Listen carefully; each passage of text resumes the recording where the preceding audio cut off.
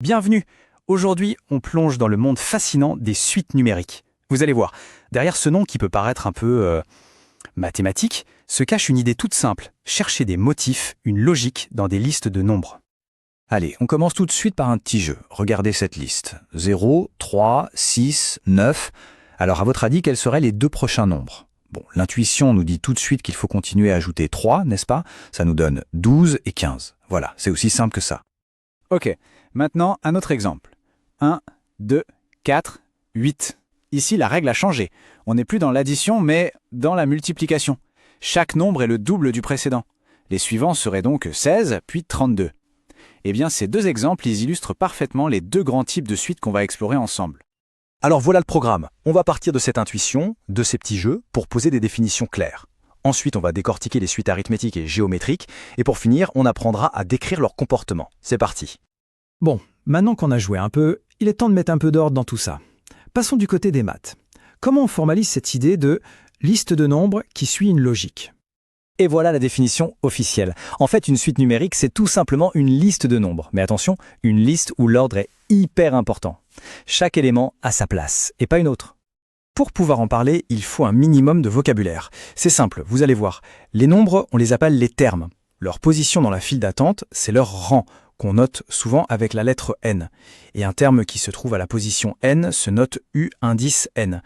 Le Graal, c'est de trouver la formule, ce qu'on appelle le terme général, qui permet de calculer n'importe quel terme juste en connaissant sa position. Et ce rang n, justement, c'est presque toujours un entier naturel, 0, 1, 2, 3. C'est ce qui garantit que notre liste est bien ordonnée, un peu comme les marches d'un escalier. On commence à la marche 0 ou la marche 1 et on monte une par une. Alors là, c'est un point super important. Il y a deux grandes manières de construire une suite. Soit de façon explicite, c'est comme avoir un GPS. On lui dit « je veux aller au rang 50 » et paf, il nous donne directement la valeur du terme. Soit par récurrence, là c'est plutôt un itinéraire pas à pas, où chaque instruction dépend de l'endroit où l'on se trouve. Pour calculer un terme, on a besoin de connaître celui d'avant. Allez, on attaque le premier grand type de suite, celui qu'on a vu au tout début, les suites arithmétiques. L'idée, c'est une progression régulière, constante, sans surprise. Pensez à un escalier où toutes les marches ont exactement la même hauteur. Une suite est dite arithmétique si, pour passer d'un terme au suivant, on ajoute toujours, mais alors toujours le même nombre. Ce nombre un peu magique, c'est ce qu'on appelle la raison, et on la note R. C'était le plus 3 de notre tout premier exemple. Et voilà la formule magique, le GPS pour n'importe quelle suite arithmétique. Si on connaît le tout premier terme, U indice 0, et cette fameuse raison R, eh bien on peut calculer la valeur de n'importe quel terme, même le millième, sans avoir à calculer tous les autres avant. C'est juste hyper pratique. Prenons un exemple concret. Imaginons, on sait que le premier terme vaut 5 et que le 101e, celui au rang 100, vaut moins 45. En utilisant la formule, on peut remonter le fil et découvrir que, pour faire ce trajet en 100 étapes, il a fallu ajouter moins 0,5 à chaque fois. La raison R est donc moins 0,5. Et si on veut additionner un paquet de termes, imaginez devoir additionner les 100 premiers termes à la main, un cauchemar. Mais regardez cette formule, c'est presque de la magie. On prend le nombre de termes, on le multiplie par la somme du premier et du dernier, et on divise le tout par 2. C'est simple, élégant, et ça nous sauve d'heures de calcul. Ok, on change de décor, passons à l'autre catégorie, celle qui peut devenir explosive, les suites géométriques. Ici, fini la progression tranquille, on parle de croissance qui s'emballe, un peu comme les intérêts composés sur un placement financier.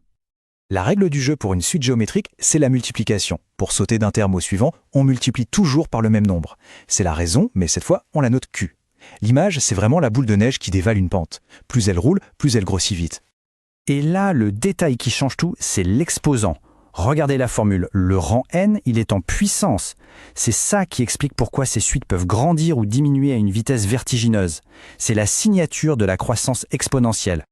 Voyons comment ça marche en pratique. Si on sait que le terme au rang 2 est 3/16e et celui au rang 5 est 3024, ça veut dire qu'on a multiplié 3 fois par la raison Q pour passer de l'un à l'autre.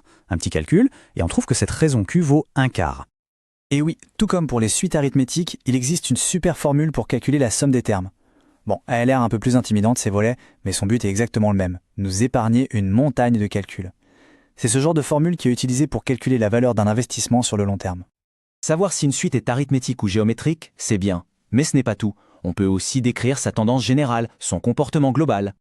Ça, c'est assez intuitif. Une suite est croissante si ces termes ne font que monter, ou au pire stagner. Elle est décroissante s'ils ne font que descendre. Et si elle garde toujours le même cap, sans jamais changer de direction, on dit qu'elle est monotone. Et pour finir, imaginez une suite dont les termes sont coincés. Ils ne peuvent ni dépasser un certain plafond, ni passer sous un certain plancher, elle est comme dans un couloir. On dit alors qu'elle est bornée. L'exemple ici est parfait. Peu importe la valeur de n, aussi grande soit-elle, les termes de cette suite resteront toujours bloqués entre 1 et 4. Et voilà! On a maintenant les outils pour décoder la logique cachée dans des listes de nombres. Mais le plus fascinant, c'est que ces idées ne sont pas juste des exercices de maths. Elles sont absolument partout autour de nous. Alors la prochaine fois que vous observerez quelque chose qui grandit, qui diminue, qui se répète, posez-vous la question, quelle est la suite qui se cache derrière?